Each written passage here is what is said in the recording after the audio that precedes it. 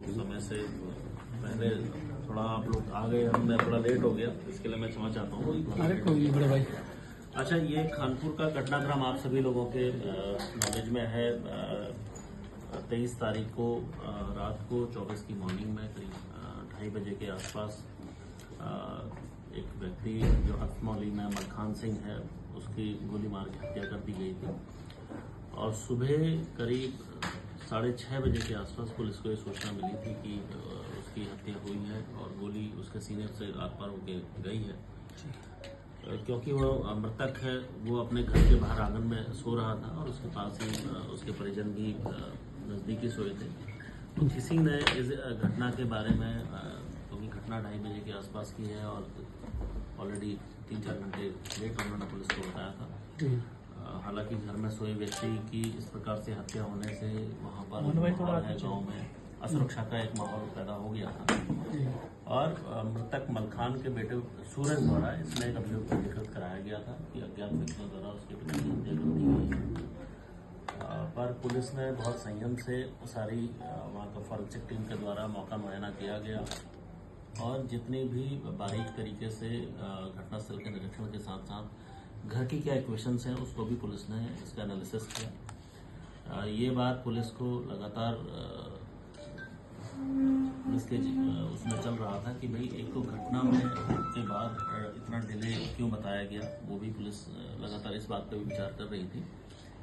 और दूसरा, जो मृतक है उसके परिजनों का उसके साथ क्या क्वेश्चन थे, इस पर भी पुलिस ने गहन छानबीन करी। तो ये बात क्लियर हुई कि इसके जो बेटे हैं उनका भी आपस में पिता के साथ आपस में मनमुटाव चलता रहता है। इसका जो बड़ा बेटा सूरज है, जिसकी उम्र 19 साल है, वो उसके इंस्टाग्राम वगैरह उसके जो सोशल मीडिया अकाउंट्स को चेक किया गया, उसमें उसका असनाओं के प्रति प्रेम वगैरह काफ़ी चीज़ें उसके संज्ञान में है और उसका अपने पिता से लगातार झगड़ा मनमुटाव चल रहा था। ये भी बात क्लियर हुई थी।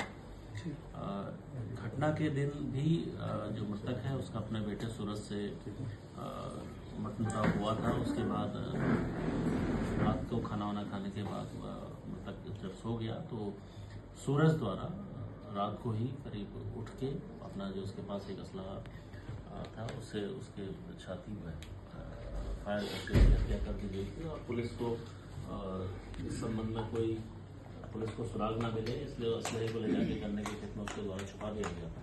और बाद में जैसे मामला शांत होता उसको वहाँ से उसे ठिकाने लगाने का उसको पूरा उसका एक मॉडस ऑपरेंडी था। पुलिस ने पूरे मामले को घटनाक्रम को खोलते हुए अभी जो मुख्य अभियुक्त है सूरज को हिरासत में लिया। उससे जब पूछताछ की गई उसके द्वारा पुलिस को बताया गया कि उसके द्वारा ये घटना की गई थी और उसका जो कारण था वो अपने पिता से उसका लगातार मनमुटाव रहता था। उसका ये भी कहना था कि पिता क्योंकि घर में किसी कार्यों में सहयोग नहीं करता था और बात बात पर झगड़ा उनका होता रहता था और शराब पीने का वो काफ़ी आदी था। इस चीज़ को लेकर जो मृतक है वो उसका लगातार अपने पिता से मनमुटाव था।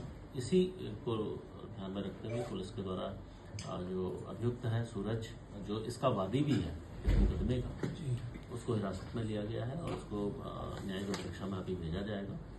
मैं इस चीज़ को भी आपसे कहना चाहता हूँ कि इसमें जो भी सख्त से सख्त कार्रवाई होगी वो इसमें की जाएगी।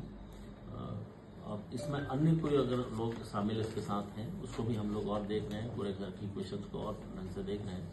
और मुख्य अभियुक्त हमारे